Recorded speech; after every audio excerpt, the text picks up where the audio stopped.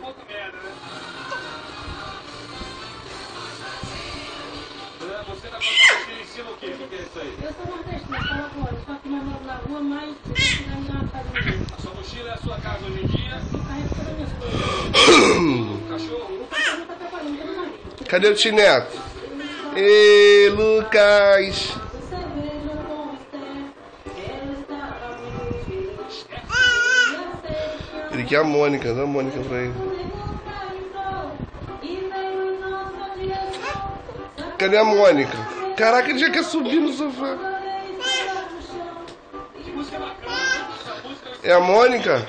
Dá uma boa no coração. Mendigata não aceitou, Mendigata não gostou. Cantor Daniel. Aí você canta muito mal. Esse aqui, ó. Ele quer deitar com o bonequinho. Não tem passagem?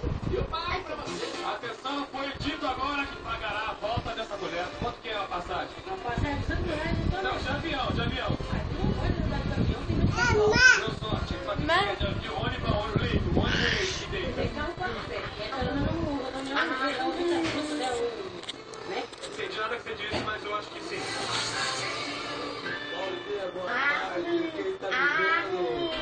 Já chegou, ó. Né? Vai segurar o meu. Né? Eu vi. Já chegou fazendo stand-up comedy, hein? Vai tentar uma série? É. Mano, é o que tá correndo aí. Eu acho que eu seguiria você. Precisa não, cara, faz só carro.